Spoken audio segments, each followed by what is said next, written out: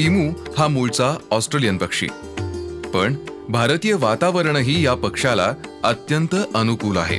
भारतीय शेतकरी आणि बेरोजगार तरुणांना इमू पालनाच्या व्यवसायामुळे रोजगार आणि व्यवसायाची नवी दिशा मिळाली आहे. इमू या पक्षाची नैसर्गिक प्रजोत्पादन क्षमता सरासरी 100ला 2 ते 3 इतकीच आहे. म्हणून इमू पक्ष्यांची संख्या वाढवण्यासाठी इमू या पक्षाची अंडी कृत्रिम पद्धतीनं उबवली जातात. कृत्रिम पद्धतीनं अंडी उबवण्यासाठी इन्क्युबेटर या उपकरणाचा वापर केला जातो.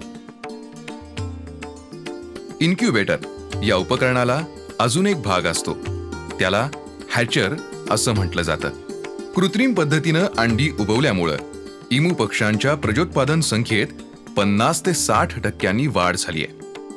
या इन्क्युबेटर उपकरणाची अर्थात मशीनची किंमत 2 ते 2.5 लाख रुपये इतकी असते. इन्क्युबेटरमध्ये एका वेळी जास्तीत जास्त 720 अंडी उबवण्यासाठी ठेवली जातात.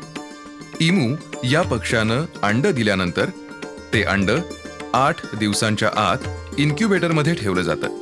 या इन्क्युबेटरमध्ये अंडी ठेवण्यासाठी विशिष्ट अशा पद्धतीचे ट्रे असतात आणि हे ट्रे झुलते असतात. त्याला ट्रेडिंग असं म्हणतात. हे ट्रेडिंग 24 तासात 23 वेळा व्हावं लागतं. त्यामुळं अंड्यातील पिल्ल सुखरूप राहतात. ही अंडी इन्क्युबेटरमध्ये 49 दिवस ठेवली जातात. त्यावेळी इन्क्युबेटरचं तापमान 97.5 अंश सेल्सिअस आणि आर्द्रता 81 एवढी ठेवली जाते. 49 दिवसांनंतर इन्क्युबेटरमधली अंडी काढून 3 दिवस हॅचरमध्ये ठेवली जातात. हॅचरमधलं तापमान आणि आर्द्रता इन्क्युबेटर एवढीच ठेवली जाते. हॅचर इन्क्युबेटरपेक्षा लहान असतो. हॅचरमध्ये एका वेळी 125 ते 150 अंडी ठेवली जातात.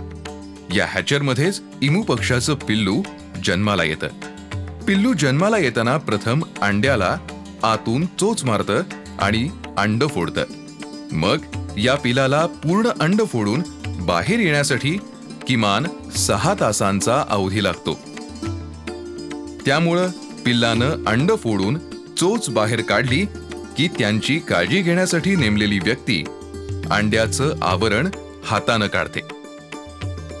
त्यानंतर पिल्लू पायानं आधू होऊ नये म्हणून जन्माला आल्याबरोबर पिल्लाच्या पायाला टेपिंग केलं जातं आणि पुन्हा हॅचरमध्ये 1 ते 2 दिवस ठेवलं जातं.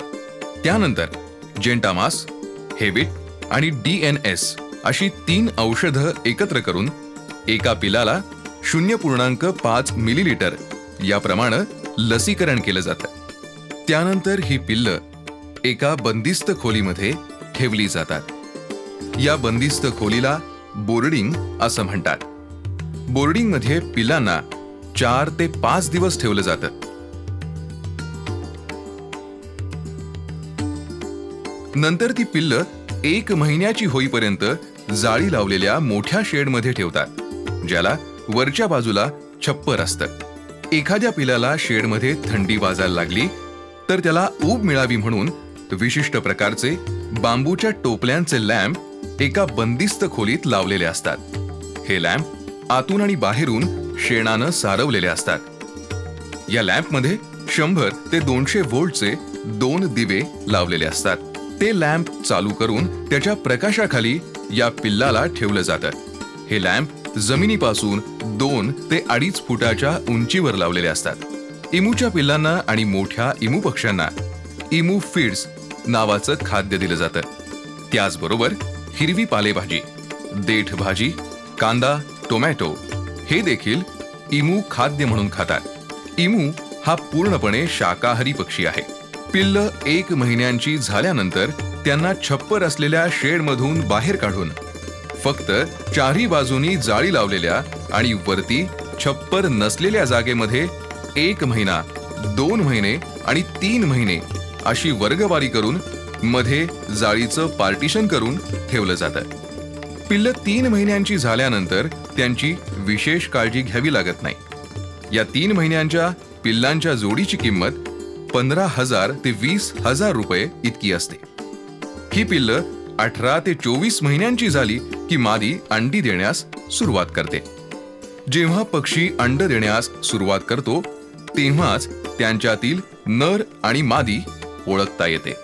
इंग्रजी महिन्यांनुसार ऑक्टोबर ते मार्च या कालावधीत वर्षातून 6 महिने मादी 3 दिवसांमध्ये एक याप्रमाणे अंड देते. इमूच्या एका अंड्याची किंमत ₹2000 ते ₹2200 इतकी असते. एका अंड्याचं वजन 600 ते 700 ग्रॅम असतं. या अंड्याचा रंग गडद हिरवा असतो. तसंच ज्या अंड्यांमधून पिल्लं जन्माला येत नाहीत अशा फलित न झालेल्या अंड्याचा उपयोग हा नक्षीकाम करण्यासाठी केला जातो. अशा अंड्यावर नक्षीकाम करून ती शो पीस म्हणून विकली जातात. जी पिल्लं जन्मतः पायानं अधू असतात अशी पिल्लं 12 ते 18 महिन्यांची झाल्यानंतर त्यांना कापून त्यांचं मांस ₹300 किलो या दरानं विकलं जातं. एका इमूपासून साधारणतः 25 ते 30 किलो मांस मिळतं.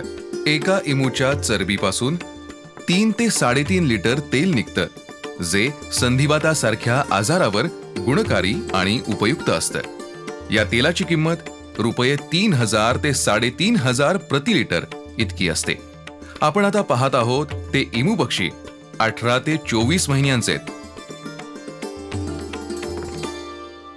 एका इमूची उंची 4.5 ते 5 फूट इतकी असते आणि वजन 35 ते 40 किलो इतकं असतं.